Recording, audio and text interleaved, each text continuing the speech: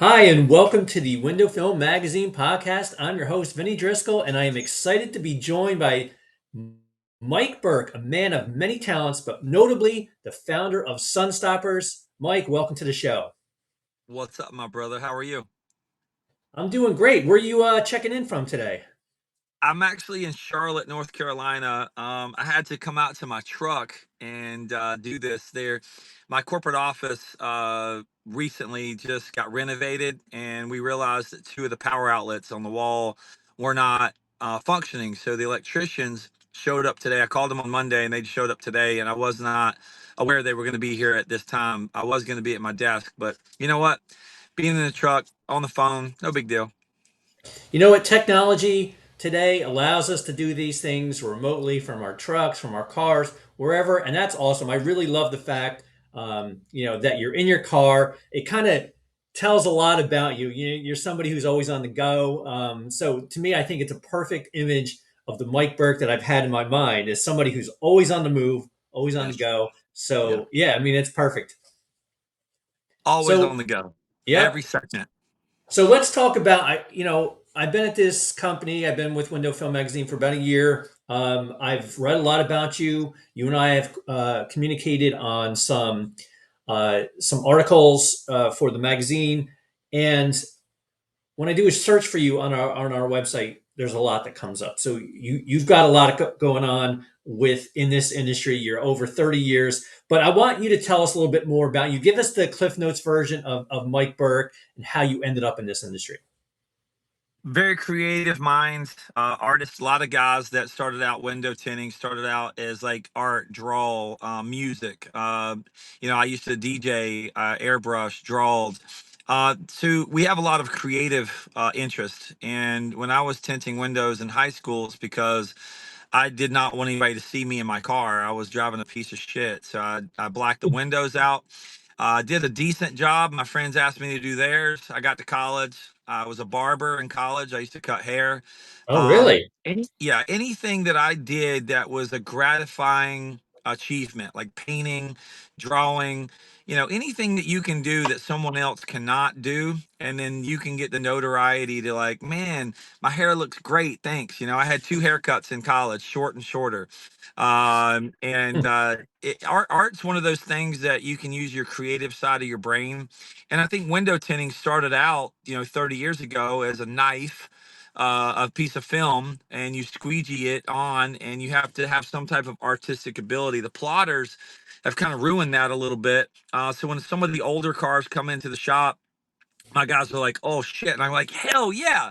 And they're like, "What do you mean?" I'm like, "I'm doing this one. I claim dibs on that car. It's a '67 whatever. It's a '75 '85 Bronco, or whatever it is." I get excited when some of the cars back in my era in the '90s come around, and I'm like, "Hell yeah! I'll drive to a shop just to go tint that car because I want to hand cut it."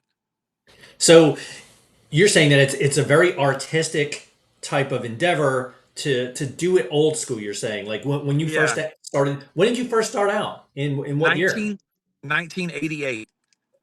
Oh wow, okay. So I mean, you're old school. You're old school. You're like me. Like I graduated high school in 1990. So I think you and I are roughly the same age. But yeah, I Yep. remember those days, and I know that back in the day, getting a car tinted, like in the 80s, like it wasn't something that you could just do quickly. I mean, like you said, it's something that you had to find someone who actually did it, and it wasn't easy to find them. And when they did it, they had to actually cut everything. So 1988, you got into it. When did you start your first business?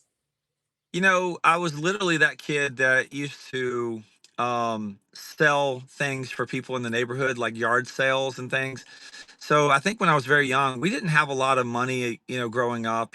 My dad did very well to support us and things. I was not in poverty, but we didn't have a lot of luxury. So we would go through the attic, we go through the neighborhood, and we would do yard sales, right? And I would go do lemonade stands. And I just kind of always had this entrepreneur salesmanship about me that my parents were always like, Mike, you're going to be in sales. You're going to be in sales because I was just a meet and greet kind of person. So when you say first started your business, I think when you're a child, learning how to sell things out at a yard sale and learning how to do things like this build up the skill sets over time for you to be on your own business. So if you're going to say, when did I start my first business? I was going to say when I was a kid selling shit at a yard sales. Yeah.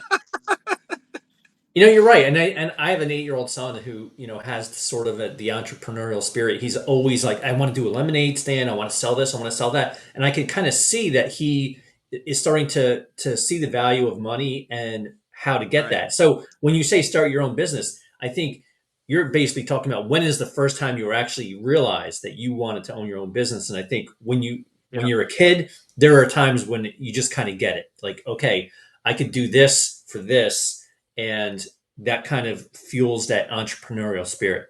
Yeah, so we live on a golf course, and the number one tee box in the driving range is in our backyard. So my son, we used to get a friend of ours that lived on a golf course down the street, another golf course, and he lived on a I think it was a dog leg right par four where he had probably 50 balls a day in his backyard.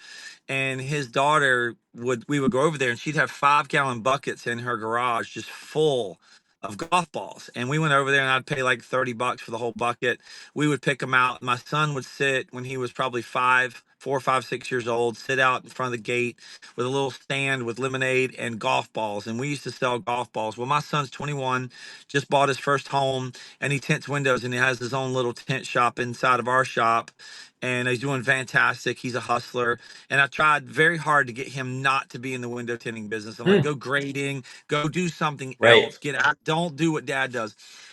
But as far as my first brick and mortar store, it was in Myrtle Beach, South Carolina, early 90s. I went down there for a year. It's called Innovations. Failed, went down there, had no idea how to run a business, tried to do too many things, tried to get into detailing, tried to do everything under the sun, and became a master of none. Came back to Charlotte, became a mobile window tinter. I realized that low overhead and keeping it simple, stupid was how you make money in this world. So I was like, you know Mm, what? I got a couple boxes of film. I got a knife, a squeegee, and a heat gun. I went to stereo shops, car stereo, customizing shops, detail shops, and I was a freelance window tinter for 3 years called the Tent Man. And then traffic started getting bad, and I was working off a pager, and I was like, you know hmm, what? I got to go get a shop because there's no way that I can drive this much traffic and be at all these people's shop. I started pissing everybody off because I'd go to one shop and they say, I got one car for you to tint. Next thing you know, they go, hey man, while you're here, this other dude wants his car tinted. Hey man, while you're here, this other guy wants his car tinted. Next thing you know, I'm late for my 12 o'clock appointment mm, because I'm not getting there till 3 o'clock to the next location because I've tinted fucking 3 cars at this location. I only had one on the books.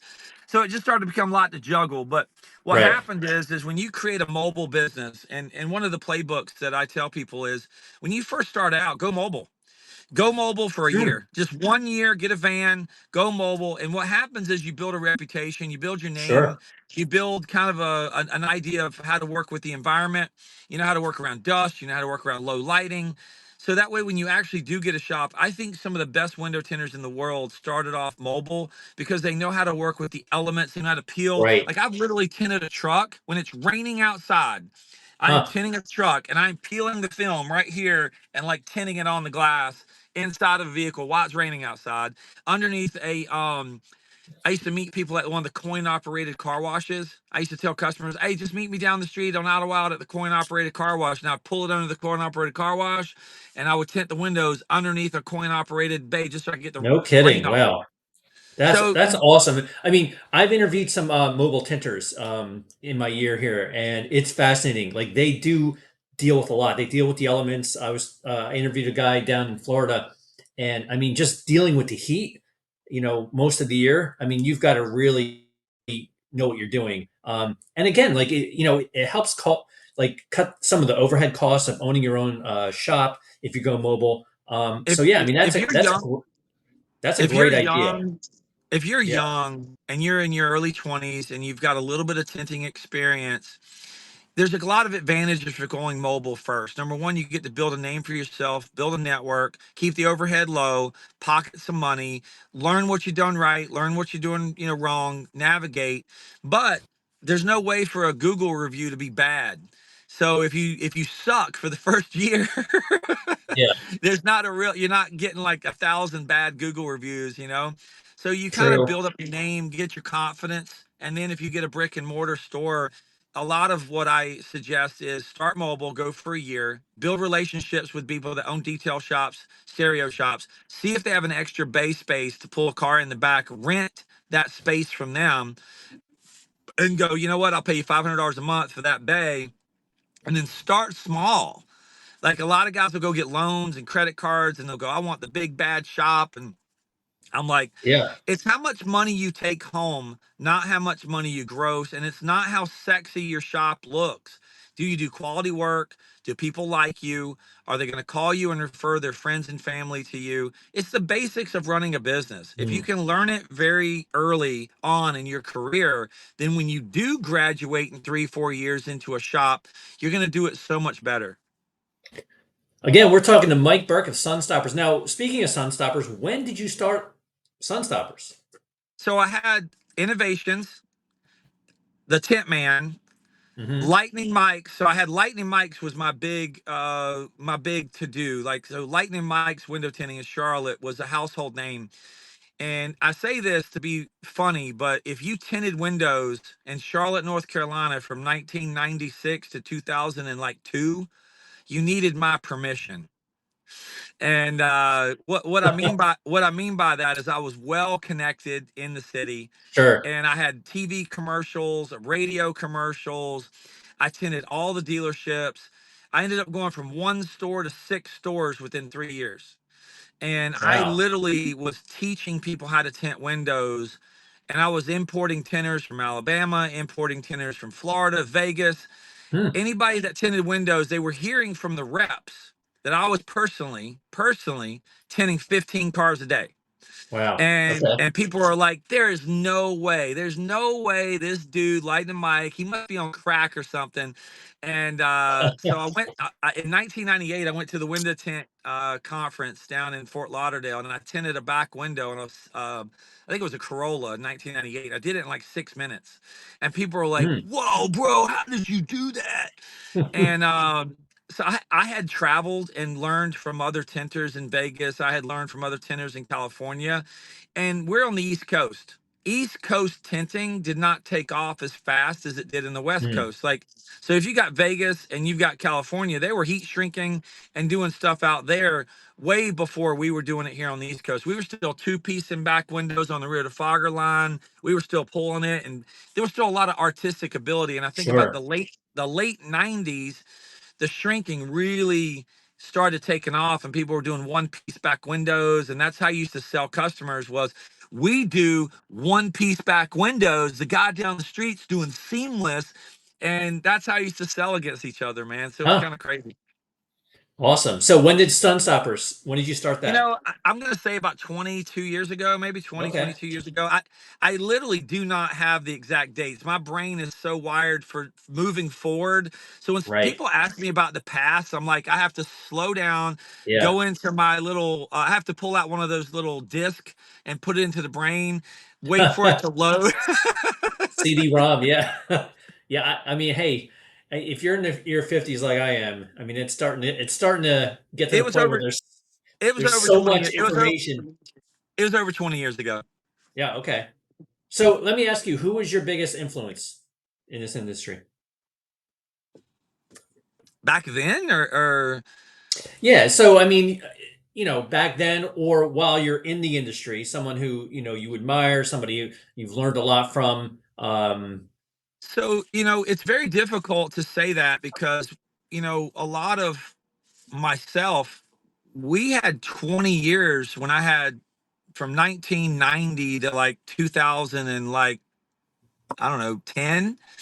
We didn't have access to Facebook. We didn't have Mhm. access to Instagram. We didn't have access to anything.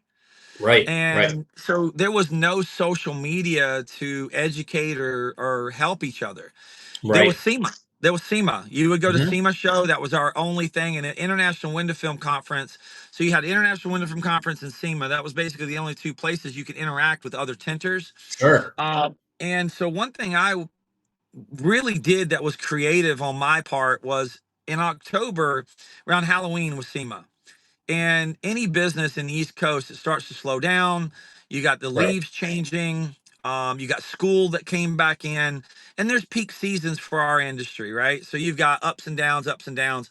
And I had a couple of tenors, and I would take a couple of days before SEMA, and I would go there, rent a car, and I would travel to tent shops and say, "Hey, man, I'm from East Coast Charlotte. I got my tent tools, and I just wonder if I could tent with you guys for a day or half a day and just kind of see how you guys do it here." And I walked into probably 3 or 4 tent shops in 3 days and tented.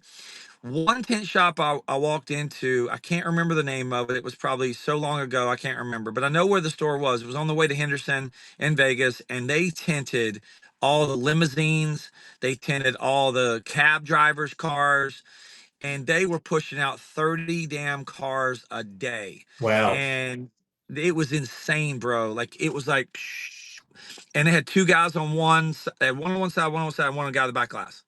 So it was like a pit crew. So I Right. learned Right.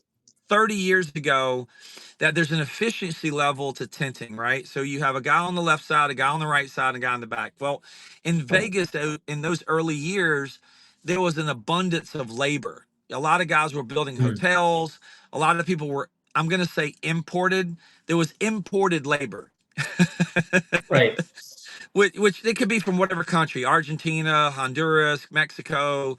And so the workforce there was not doing the construction. That came in working in the construction industry, but I guess in the off season when there wasn't as much construction, they learned how to tint windows, and a lot of these Huh. guys came in for tinting. Well, I was sitting there looking at the speed of how fast they were tinting cars, and I'm like, all right, I got to learn how to do this shit. So when I came back Yeah. to North Carolina after SEMA, I was picking up stuff on what they were doing.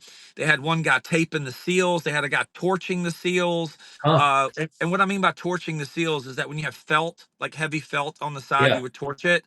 I Yep. learned how to do that 30 years ago, where I would torch the seals so I wouldn't have to tape the seals, so I Huh. could have less contamination. So Right. if you Right. would say 5 minutes here, say 5 minutes here, say 5 minutes here, that's another car. If you say 15 minutes every hour doing a car, at the end of the day, that's one more car a day. Right. So I was just adding speed to the repetition and routine. So when I came back, I was able to be a teacher and an educator on process. And this was Right. 30 years ago, bro. 30 years ago, I was teaching this. So it sounds like your biggest influence was the experience of just going around and seeing how other people were doing tinting at the time. 1000%. One of the recommendations that I've told people is if you have a week on vacation and you're on vacation, take one day of vacation wherever you are and go get your tent tools in a rental car. Tell your girlfriend, your wife, your kids, hey, I'm taking a day off and I'm going to go find a tent shop or two and go get your tools and go tent with them. And you will see a sales process that's different. You will see a window tinting process that's different, a paint protection process that's different. Mhm. I have personally in 36 years been to 8 different countries. I've tinted in Japan. I've tinted and done paint protection in Japan. I've tinted and done paint protection in China. I've done it in Germany. Now Australia, Amsterdam, and I've probably tinted in my life 300 tent shops. Huh. Okay. So your debt, I mean, you get the experience from just traveling, seeing how people are doing it I, in other countries and other parts, I'm in other learning parts of, yeah. I'm learning. I'm literally learning every single day. And people say, "Oh, AI is learning you," no, no, no, no. I'm learning too because I'm AI. I am an artificial intelligence. I am a computer learning all day long, and the data is just. I'm like the Matrix. Just so what happens is my ADD brain wants to absorb energy. It wants to absorb content. Like I'm I'm spitting it in. But what I want to do more than anything is learn the content because we've got 60 or 70 tenters in my organization with Sunstoppers. So when I do seminars or I do classes or I walk into a store, I'm an expert. I'm an expert Mhm. in sales. I'm an expert in running a business. I'm an expert in tinting. I'm an expert in PPF. I'm not an expert in ceramic coating. If somebody ever says Yeah. I can buff a car and I can put some coatings on, but I am no expert in ceramic coating. Huh. Tinting is my lane. I'm very Yep. good at PPF. Like people always ask me, they go, Mike, you know how to do PPF? I'm like, I don't tell people I'm really good at PPF because I don't want to be doing it anymore. Right. But my passion is when guys are in the shop tenting, I want to grab a heat gun. Any shop I visit, like even when I'm at Expel and I'm touring all around the country with those guys, I will jump on, grab a heat gun, start shrinking. And I'm one of the guys. I consider it the Yeah. locker room. I don't want to ever not feel like I'm in the locker room. Like if you take an Right. ex NFL football player and you bring him back into a locker room 10 years later, the team's gonna he's one of us. You know what I mean? Right. Right. So let me ask you. This kind of segues on that about all the tinting that you've done, and you had mentioned earlier that um, you were doing them quickly. Now you're in the Guinness Book of World Records. Is that correct? Well, it's not just me. Mike Burke is not. My name is recognized, but Sunstoppers, the brand, we did this as a team. I organized it. I created it. I came up with the concept. We worked together with Expel, and we did it at the Ford dealership. One of my buddies is the general manager there, and we did it at the dealership. We did a car show. We did a food trucks. We had national television there. We had local television there. We had other YouTube influencers there at the time, and we tinted 170 cars in one day. Is that still the record? It is the record. Now, I can tell you right now, I know that our team could do almost 300 in a day. Wow. Okay. And just because we learned from the very first one what we did and how we organized it, it's like anything. You throw an event once and you're like, you know what? If we do this again, I'm going to do this, this, and this, and this, and this Right. different, right? Sure. So we now know we took an hour break, we took an hour lunch during that, and we ran out of cars. No kidding. So we didn't That's know. yeah. So what we did one lane where it was basically if you were a retail customer that we had a landing page that you could reserve a spot for free window tint with XR Plus and you had 15 minutes. You would line up. We had about 30 cars line up, and every 15 minutes we put six in the bay, and we'd have our guys tint them. And then we tinted the dealership cars in the other bay. So we would do dealership cars in one service lane, retail cars in the other lane. And the retail cars that were in the lane were chosen by the amount of influence they had on social media. So we were doing right hand side Integras. We were doing some hard shit. Like literally, when we look at the cars that came in, we were like, what the hell is this shit? And But but you ran out of cars, which is we ran out of crazy. we ran So out of you could have cars. done a lot. You could have done a lot We more. probably could have done at least 40 or 50 more that day. Okay. All right. So if you don't have the record today, which I'm not sure if you still have it, No, you we could. still have the Oh, we you still have the do. record. And here's why we still have the record. It cost $10,000 to get the Guinness World Record guy to be there to witness it. You have to pay two independent window tinting shops to judge the materials to make sure when it leaves that the quality they had to be inspected. Every vehicle had to be inspected that was of quality control. We were ripping off windows.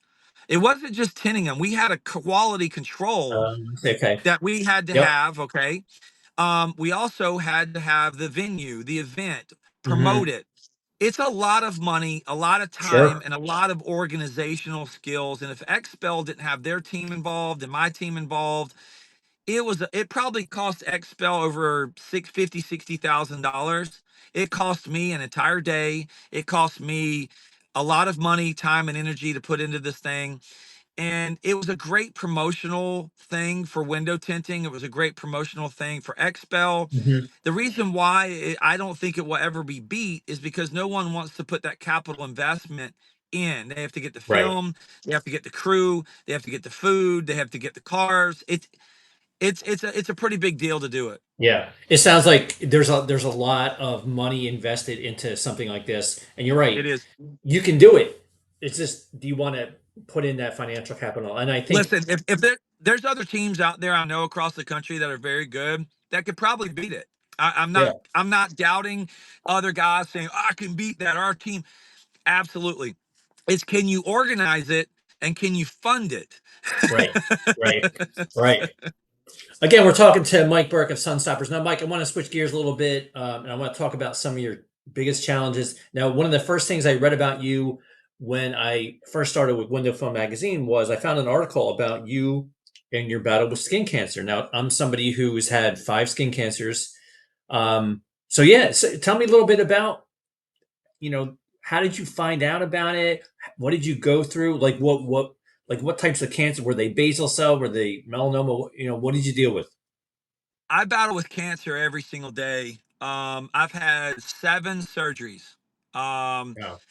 I've had shoulder, chest, underneath my eye, here, um, just here, 3 surgeries on my head, Wow. where half of my head has been removed. I have a hole in my head about this big with 78 stitches that basically redesigned, and I had to go be put under to get my head reconstructed and put back together.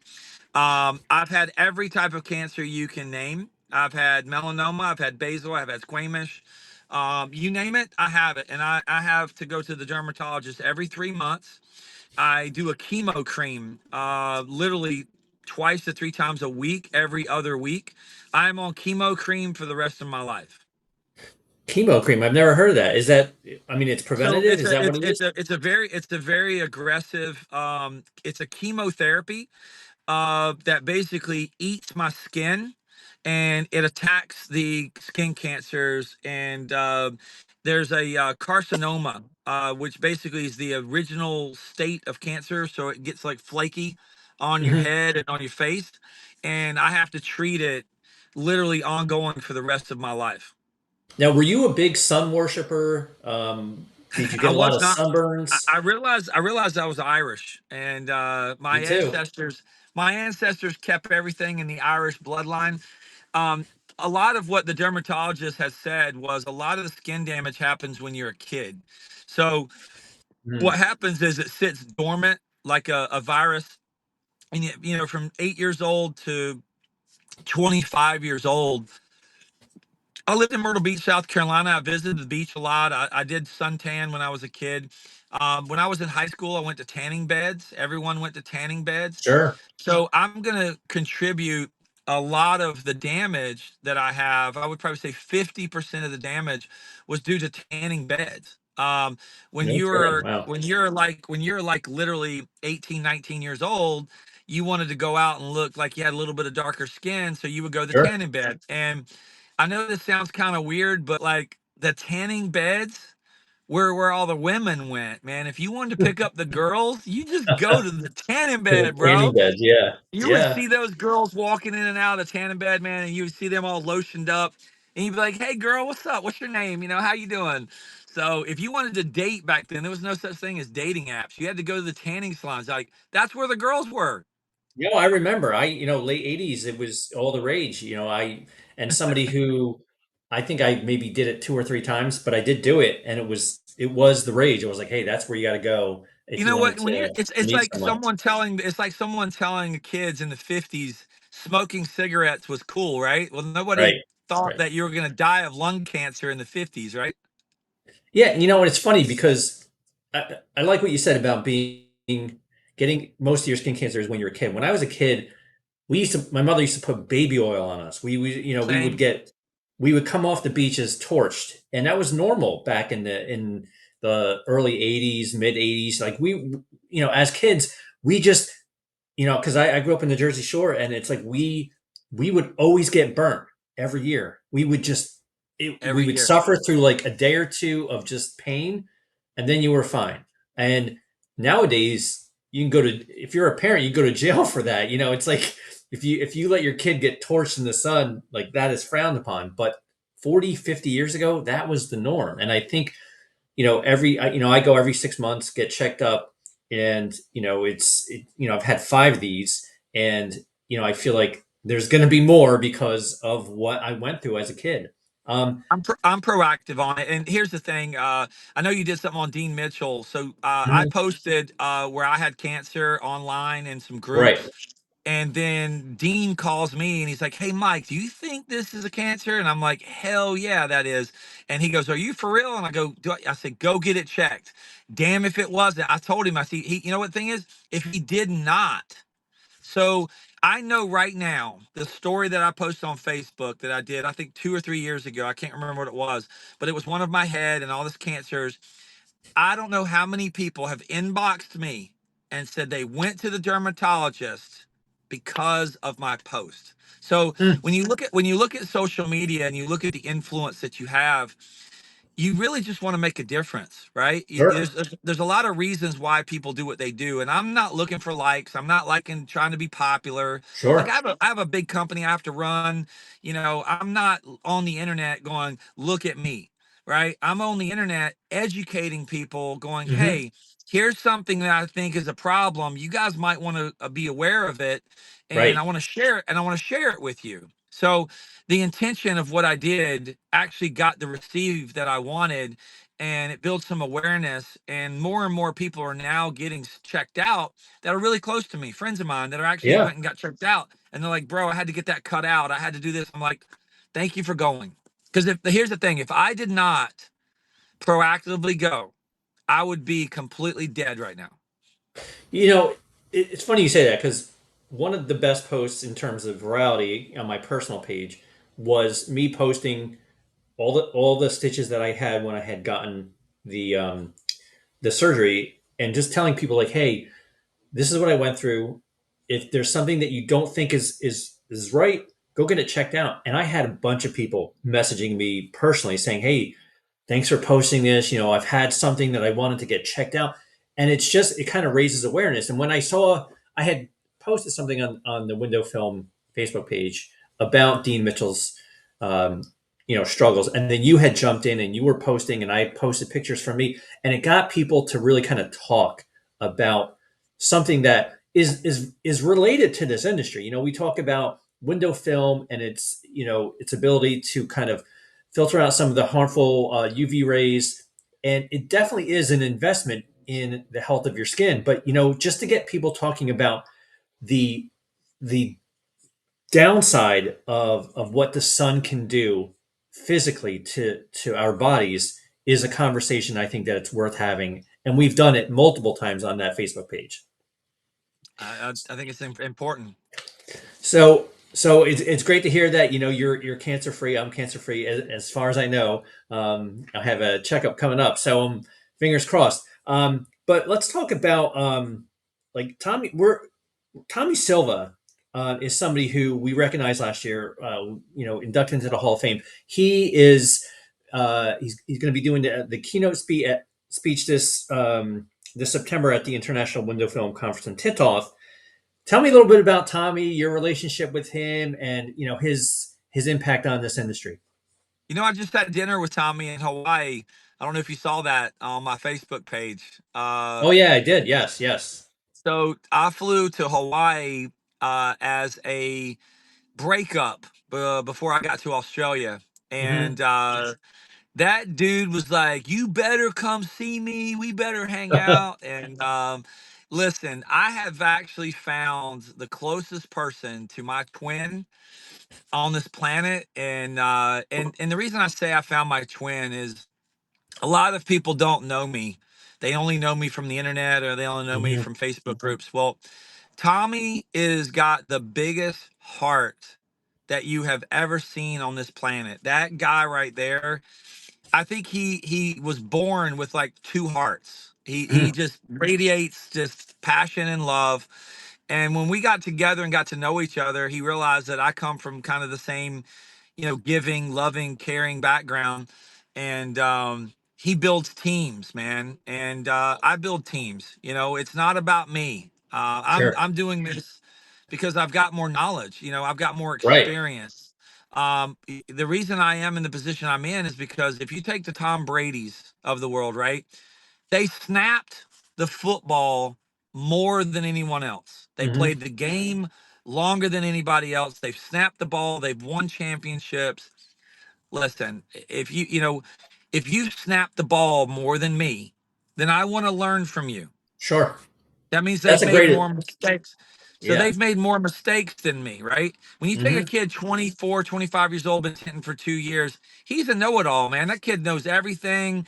It's like Right. my son. He's 21 Yeah. years old. I love my son to death. But he's a fucking know-it-all, man. He knows everything. Dad, I know that. I know this. Okay, Yep. cool. And then guess what happens about 11 o'clock at night, 3 weeks later?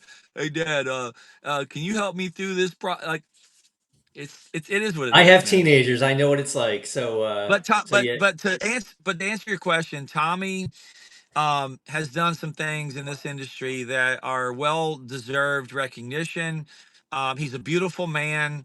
He can get on stage and actually just tell people more genuineness about who he is, what he stands for, what difficulties he had in Hawaii. Um, he's amazing, man. Like I really I've been a very big admirer of him over the last probably 20 years, and to actually call him my friend is a blessing, to be honest. To be able to call this dude my friend. We hung out for a couple days in Hawaii. We had some dinners together, we had some breakfast together, and we went to his house. He lives a very humble life in Hawaii, but he lives a very caring, loving, still Mm. involved in the business. He sold his business to his Yep. employees, and Yep. I actually asked him how he did that and why he did this. And he gave me a really good explanation. And it made a lot of sense to me once he explained it to me and told me the benefits of it. But he's still involved. He just doesn't have to deal with all the Right. crazy Right. headaches. I'm Yeah. I'm interviewing him, at WFCT, and I'm really looking forward to it. I've read a lot about Tommy's story. I know a lot about him. I've read as much as I can on him, and he does have a really, really great story. And I'm excited to sit down and talk with him next month and really kind of tap into his experience. He's been doing this since the '70s. He's definitely an icon. We honored him last year in the Hall of Fame, and I kind of want I I to. I actually introduced him. I Oh, was you there. did? Okay. I introduced him because I was Okay. inducted in the year before. Right, right. And I want to talk to you about that. I want to talk about some of your accomplishments. I know you're humble. I know you don't want to kind of puff your chest out, but tell me about some of the accomplishments that you're proudest of. And I know that, being in the Hall of Fame, it's a pretty exclusive group. We have less than 20 people in the Hall of Fame. But tell me a little bit more about some of the things that you're proudest of. My proudest achievements is teaching people that did not know how to tint windows and having them now have their own stores, educating people and giving them the confidence to believe in them. Like I can tell you a great story here recently. I have a kid that came to work for me, a young man. He was an assistant to our staff, and other people told me that I was wasting my time, that I should not be training him or mentoring him because he's just not going to be the right fit for our company. And he wrapped cars and did tinting and did PPF, and he was helping us out with the paint protection side. And about a year later, we have mentored and coached him, and he's worked and he's graduated. Well, one of our installers is no longer with us, right? It's almost like take a backup quarterback who got in the game a little bit, but never really played the Mm. game. Now this guy is the quarterback of this position in this shop, and he absolutely now is making way more money. He has way more Huh? confidence, and he believes in himself when no one else believed in him. I Yeah. believed in him, Well, it sounds and like almost like it sounds like the Tom Brady analogy, because I think a lot of people don't realize that Tom Brady he was sitting on the sidelines for a right. while. He wasn't drafted high, and he got his chance. Whereas it seems like, I mean, he got his chance because of an injury, and it seems like you gave him that opportunity, and he thrived. So the thing that you asked me is what's my biggest accomplishment in this industry? Well, my biggest accomplishment is I've done exactly what I just did with him over and over and over and over. The biggest accomplishment for me is I change people's lives. How many people can wake up in the morning and go, how many lives have you changed because of you? Mm. So if you want to know my biggest accomplishment in life is I change people's lives. I can take them from living with their parents to getting an apartment to buying a home to buying their dream car, all through the coaching and the inspiration and the guidance and leadership that I've learned over years how to do. I was never born to be a leader. I gravitated towards just doing what I thought the right thing was. And next thing you know, I was nominated by my staff and by the people that, Mike, you're the leader. And I'm like, well, I'm the coach. I don't want to ever consider myself the leader. I consider myself the head football coach or the head coach of the team, and I've got a playbook, and I pull out the playbook, and guess what happens when I go to Australia? I come back with page 72. There's a new play. I come Mm. back from Canada, and there's a new play. I come back from Amsterdam, there's a new play. China, there's a new. So my playbook is just bigger than the playbooks of everyone else. So Uh, my biggest accomplishment is I got 36 years of adding plays, of adding play. oh, Sorry, my son tried to open the door. He didn't know I was in. that's But okay. so the thing is, the biggest accomplishment is time. Right, Like, if right. you really want to know at the end of the day what's the difference between people in my position and people in the other position, it's time. It's time Mm. and adding more pages to the playbook. I know now when page 24, that shit don't work. I rip that page out, Mm. then that play don't work. Yeah, yeah. All the experience that you have, and it just really comes down to kind of like you said, building that playbook. Now you talk about Australia. Australia. Now you just got back from Australia. Yep. So tell me a little bit about your international experience. You go around. Obviously, we talk about Australia, but you've been all over the world training. Like, what is it like to be in another country training installers on how to put in window film? So the thing you have to look at this is that you've got a little bit of a misconception of me training, right? What what I did is I became really aligned with Expel. Expel is my family. These people are come from the same belief system that I do. They're hardworking. They're just absolutely um, competitive. Okay, they're competitive and they're growing. So they're able to put finances and resources in place to help educate not just in the US, but now in the UK, Okay. Japan, China, all around the world. Expel is now growing to educate their local markets and their local dealers on how to navigate business, right? Okay. So if you've got Australia, just for instance, you've got window tinting is probably the predominant thing in Australia because it's hot, right? It's a hot Right. climate. It's like you're going to Arizona, Texas. So there's a lot of room for a lot of potential window tinters. Now, paint Mhm. protection is probably 10 years behind where the US is. Okay. So that market's a little different in the paint protection world and the tinting world. So one thing I did was I was invited to go to Australia to lead a 2-day conference. It's a mini Expel dealer conference. So it gets local Okay. dealers in a room.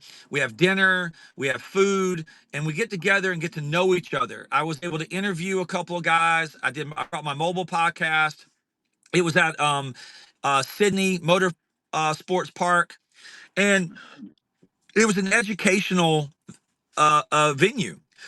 Mm. And one of the things that I learned was that I would say 75% of the window tinters there were still hand cutting. They did not Okay. have plotters. They didn't No have kidding. plotters. Okay. So listen, so if we were talking 20 years ago in the US or 15 years ago in the US, we would be talking to the same audience going, Right. man, I don't know about these plotters, man. Right. I'm gonna use a knife, man. I don't know, man. This Sure. software doesn't work, man. So when I go there and I can educate the process and I can educate the systems and I can educate how you can speed up and make more profits, I'm a coach that shows up in another country and says, "This is my playbook in America. Right. And if you follow my playbook, you will exceed in business. These are my hiring practices. This is the positions of the team. This is how Hmm. you should answer the phone. If you don't have I a see. CRM, Okay. if you don't have a CRM integrating and onboarding the customer, 90% of the businesses that I coach still answer the phone themselves, still do the work themselves, still pay the bills themselves, and there's not many processes in place, right? Right. So if you can implement process, you can duplicate yourself a lot easier. So you can spread yourself a little bigger and grow your business. And that's what I do is I So educate that and so you're coach. you're so you're more of a business trainer. You're teaching the way But that you should be running your business. Okay. it And it you I give people plays. I give people, this is a playbook for this. This is a playbook for this. And if you're in a position in your company where it's 1 to 3 employees and you're doing under $400,000 a year in sales, if you're only mainly tint, this is how you get into ceramic coating.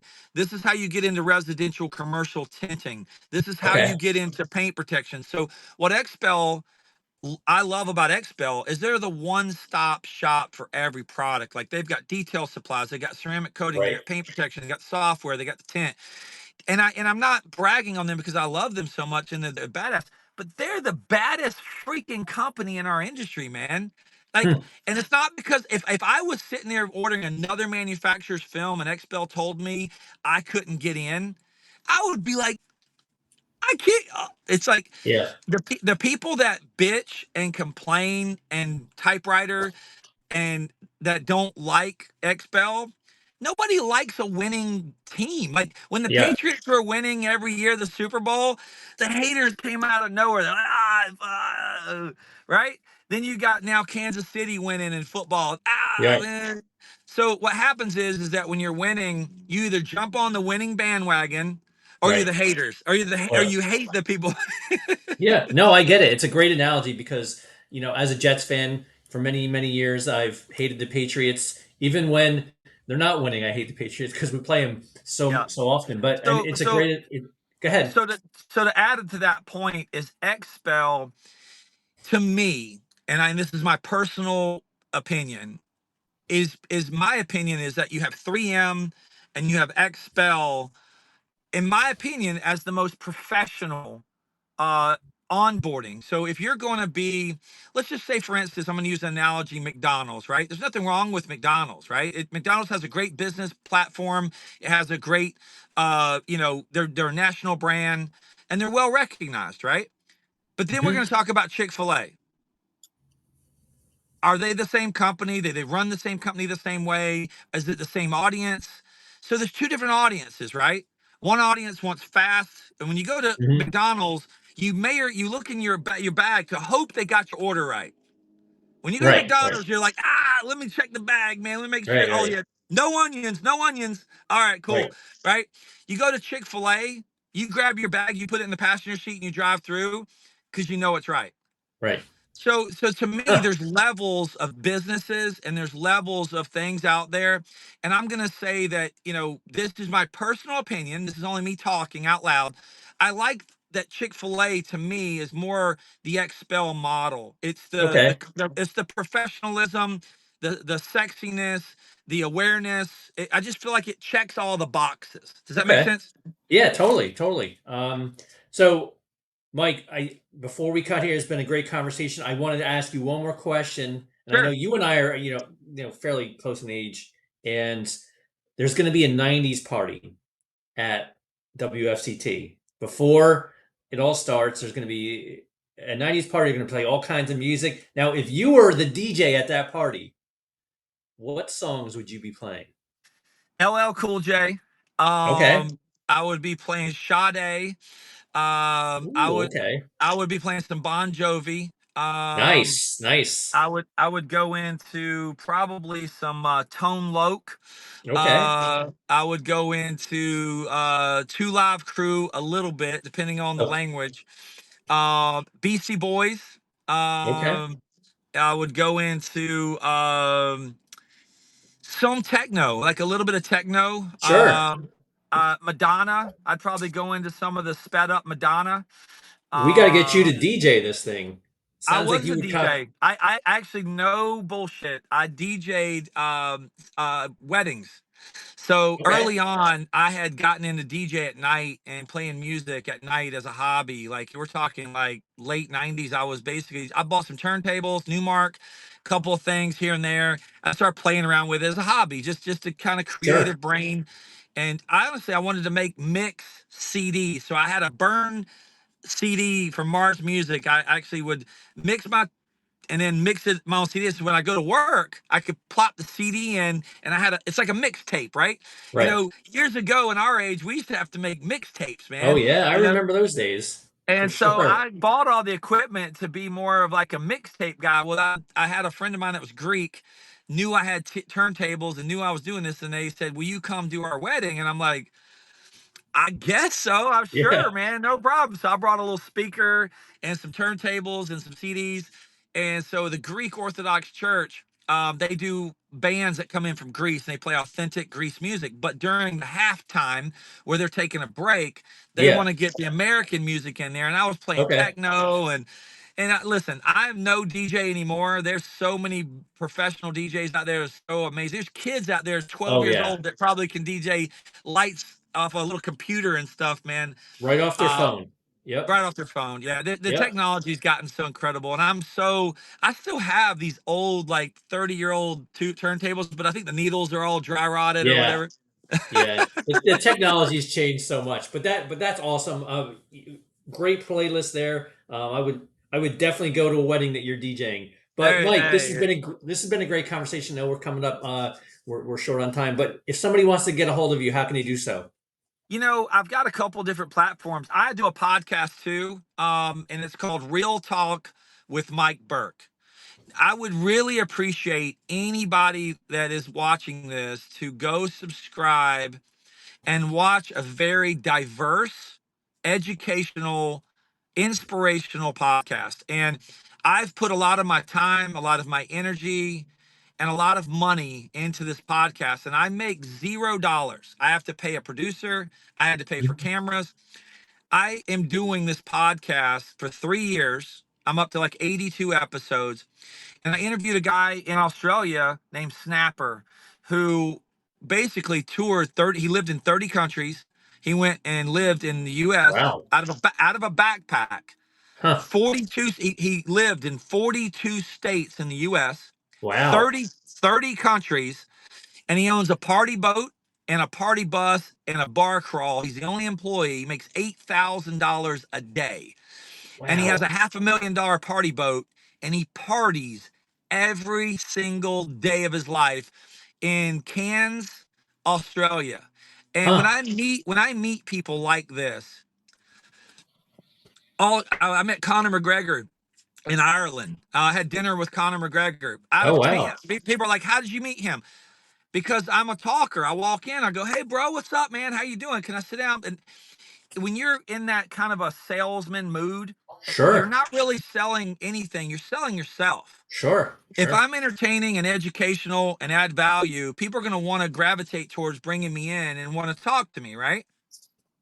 So there's Yep. no secret in meeting celebrities. There's no secret in meeting intelligent people. You just have to start talking. Yeah. But you also have to add some value to that person you're talking to. You can't just be some doormat and Right. go, "Hey, bro, I tint windows in Florida." Okay. No, you got to Huh. have a conversation. You know what I mean? You got to kind of talk Yep. to the person and So tell them some of your what's the name of your podcast? real talk with Mike Burke. Awesome. And it's very cool because I'm using it as a networking tool to open my brain.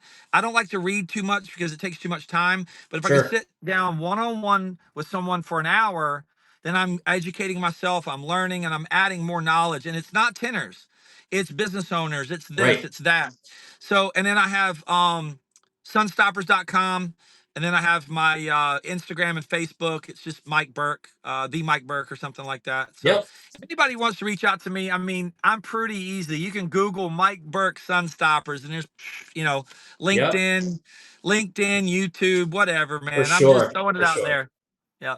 All right, Mike. Well, it's been awesome chatting with you today. I learned a lot about you. A lot of it I already knew, but just hearing your stories helps me kind of get a feel about the people in this industry, about the industry itself, and what it takes to kind of succeed like you have for over 30 plus You know, years. I love this industry so much, man, and it's been so good to me.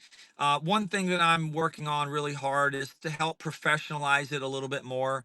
I just want to get us up a notch just a little bit to where the perception of our industry is just leveled up a little bit, where we can all have a little bit more professionalism and have fun, man. At the end of the Right. day, man, we're on this planet once and we don't have any problems, man. We put stickers on cars. What? Yep. Yep.